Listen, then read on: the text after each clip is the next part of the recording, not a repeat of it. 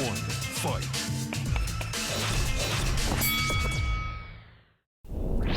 안녕하세요. 박종훈의 경제한방입니다. 최근 들어서 달러 강세가 계속해서 이어지고 있고요. 또 우리나라 시장에서 달러가 자꾸만 이탈한다 이런 얘기도 나오고 있는데 실제로 그런 건지 앞으로 전망은 어떤지 김학균 신영증권 리서치 센터장과 함께 얘기를 나눠보도록 하겠습니다. 자, 이 강달러 상황이 사실은 심상치 않죠. 네, 일단 달러 인덱스가 뭐 잠깐이지만 뭐 108까지도 올라갔다가 좀 안정된 모습을 보여주고 있긴 한데 어쨌든 여전히 높단 말이죠. 네. 과연 일단 왜 그런지부터 좀 여쭤보고 싶은데요. 저는 그 미국의 긴축이 가장 중요한 그 이유라고 생각합니다. 지금 미국이 금리 공격적으로 올리고 있잖아요. 어떻게 보면 이제 우리나라 입장에서 생각을 해보면 우리나라 한국은행은 8월부터 어지간히 그래도 선제적으로 노력을 하면서 금리를 전 선제적으로 올렸다고 생각합니다. 미국과 금리차가 났는데 5월에 빅스텝, 또 6월에 자이언트 스텝, 또 7월에 예상되는 자이언트 스텝 하면 금리가 높아져요.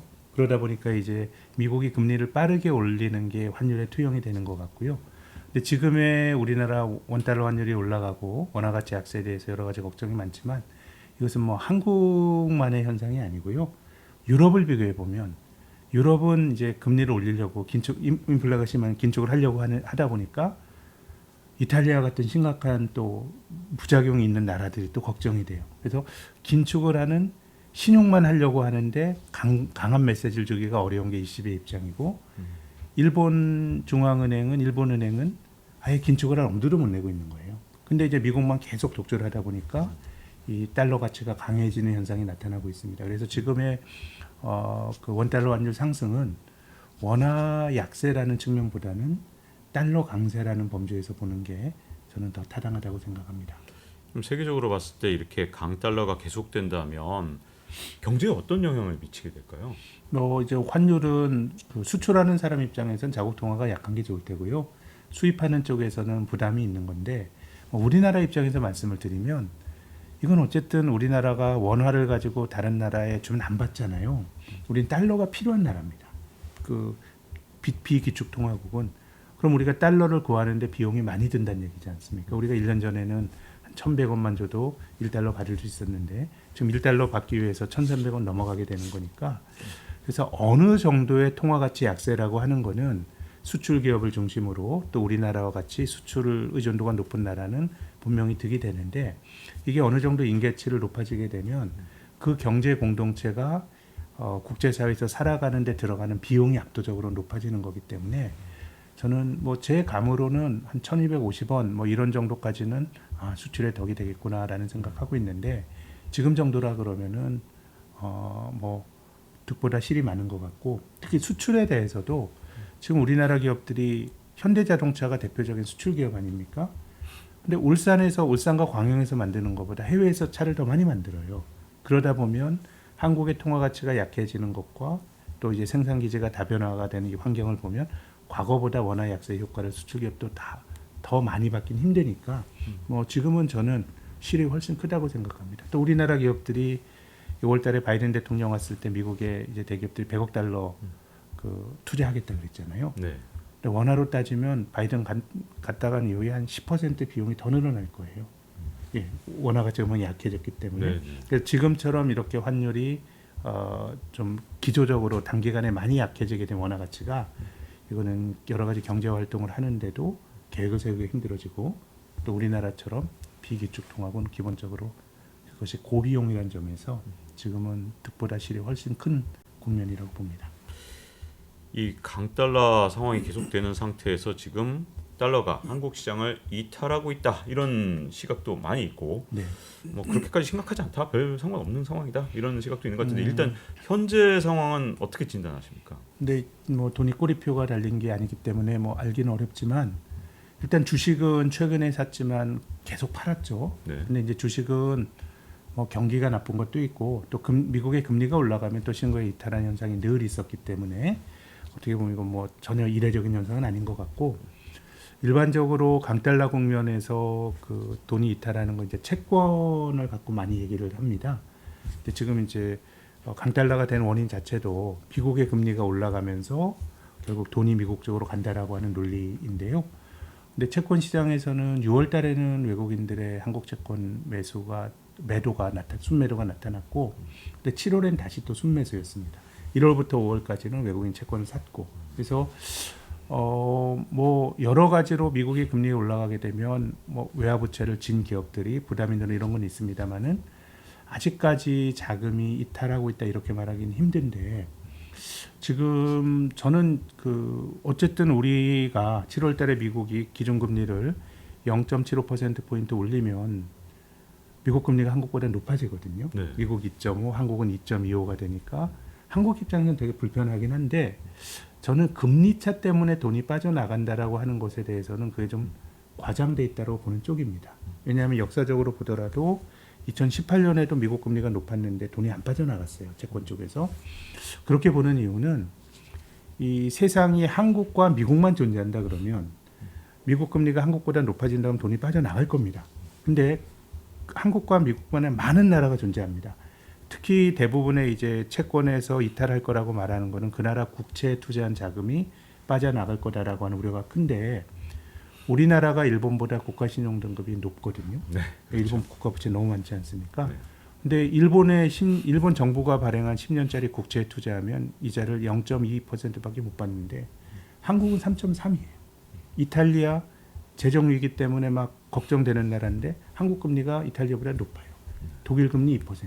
그러면 저는 뭐 금리가 역전이 됐을 때 미국으로 돈이 갈 수 있다라고 하는 것은 매우 직관적이고 상식적이고 정당한 걱정이지만, 그러면 한국 나가서 돈이 갈 데가 별로 없어요. 그럼 한국이 상대적으로 금리가 높기 때문에 어느 정도는 미국 금리와 한국 금리가 지나치게 높아지게 되면 이건 전혀 다른 국면이죠.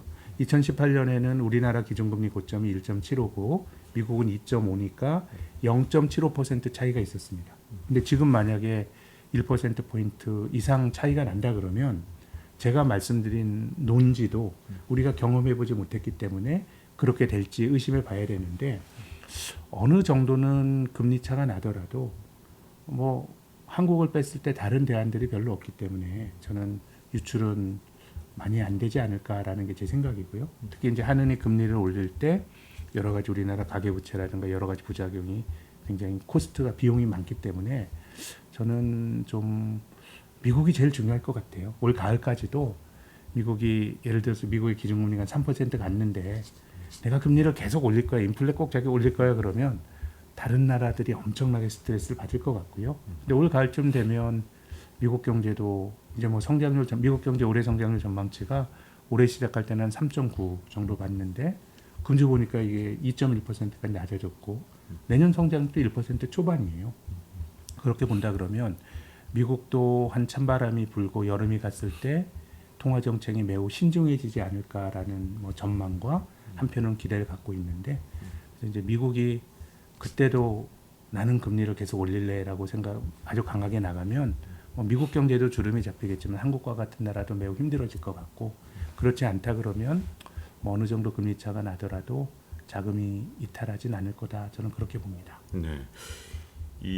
항상 우리나라 이 환율 같은 경우에는 네. 위안화랑 네. 거의 같은 모습을 보였잖아요. 네, 네, 네. 근데 이번에 2022년 상반기에 가장 과거하고 두드러진 특징 중에 하나가 위안화 가치는 공고한 편인데 네. 우리 원화 가치가 위안화하고 달리 디커플링이 돼서 네. 좀 더 가치가 더 많이 떨어졌단 말이죠. 그렇습니다. 이 현상은 어떻게 해석될까요? 제 생각에는 좀 넓혀서 보면 이게 코로나 팬데믹 이후로 위안화와 한국 원화의 상관성이 많이 떨어진 것 같습니다. 이제 그 이유는 중국이 기본적으로 뭐 이제 통화 가치가 비슷하게 가는 커플링이 된다라고 하는 거는 한국이 중국 경제에 대한 의존도가 비슷한 구조니까 통화 가치도 비슷하게 갔던 것인데요.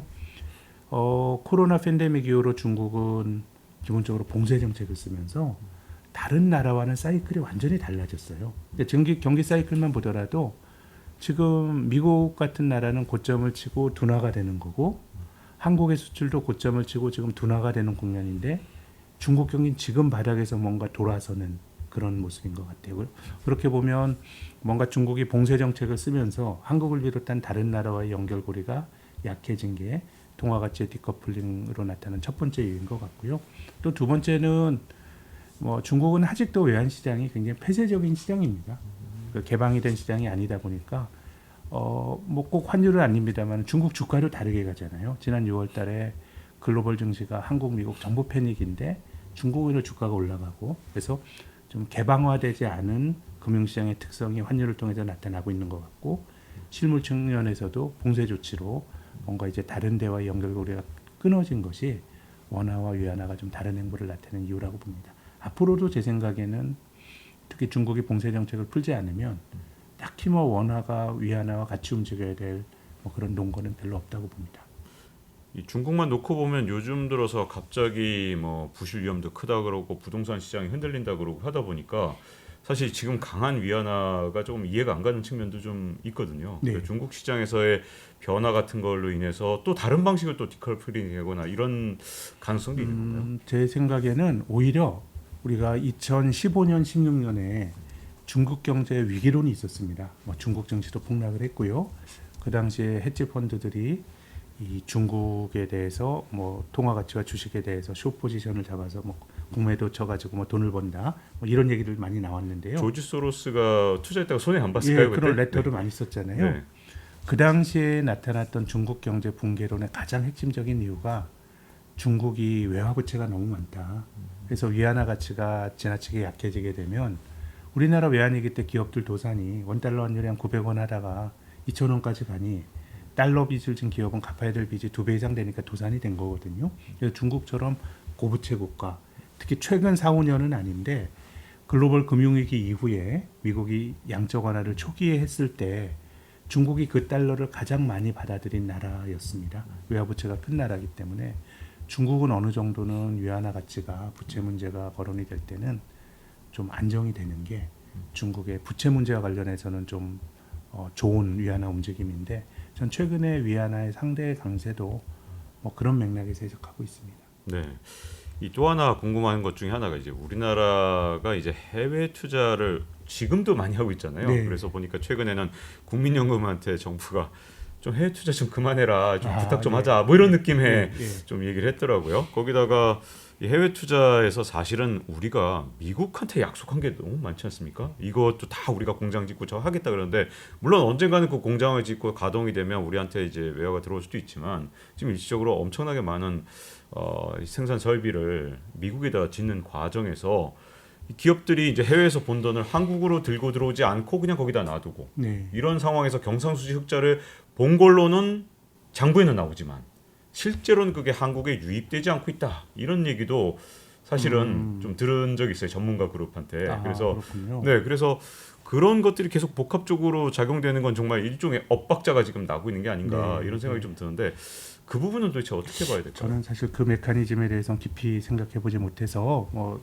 어떻게 의견을 말씀드리기가 힘들 것 같은데 그래도 우리나라가 너무 제가 좀 나이번 생각인지 모르겠지만 경상수지가 한 50억 불 이상 나는 나라고 저 6월을 비교 드렸는데 이 그 무역수역자가 25억 불인데 경상수지가 35억 불 흑자라는 거는 이미 깔려 있는 자산들이 굉장히 이제 많은 구조가 됐기 때문에 뭐 그런 요인들을 보게 되면 그것이 어떻게 워낙 약세 요인이긴 한데 우리가 수십 년 동안 그래도 벌어놓은 자산들을 비교적 잘 관리한 나라이기 때문에 과거보다는 저는 안정성이 높아졌다라고 생각을 합니다.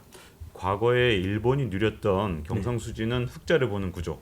그게 우리나라도 거기에 진입을 했다 이렇게 네, 볼 수 있을까요? 우리나라가 이제 경상 순채권국이 된 8년 차니까요. 네. 이제는 좀 그런 안정적인 국면에 전 접어들었다고 보는 쪽입니다. 벌어둔 돈이 이제 네. 효자 노릇을 하는 그런 상황이 될 수 돈이 있겠네요. 있는 거죠. 참 깔아둔 그래서 우리나라가 네. 2007년도 원달러 환율 900원까지 갈 때는 또 반대의 문제가 있었어요. 반대의 네. 문제가 있어가지고 막 해외 투자를 자극을 하는 달러를 내보내야 원화 가치가 조금 강해져서 우리 수출하는 기업들에게 좀 도움이 되니까 그래서 이제 해외 투자라는 게 어떻게 보면 그 환율 움직임에 있어서 좀 늘 반대의 정책이 나오는데 근데 또 뒤집어서 생각해 보면 그 당시 노무현 정권에서 그 해외 투자를 장려했던 그때가 원달러 환율의 또 저점이었어요. 그렇게 보면 정책이라고 하는 게 선제적 특히 이제 금융 정책 선제적으로 나오기보다는 상당히 많이 진행이 된 다음에 이제 나오기 때문에 한편으로는 이것이 원달러 환율 고점에 좀 다른 신호가 아닌가 그런 생각이 들기도 합니다. 그 말씀을 해주셔서 고점, 원달러 환율의 고점.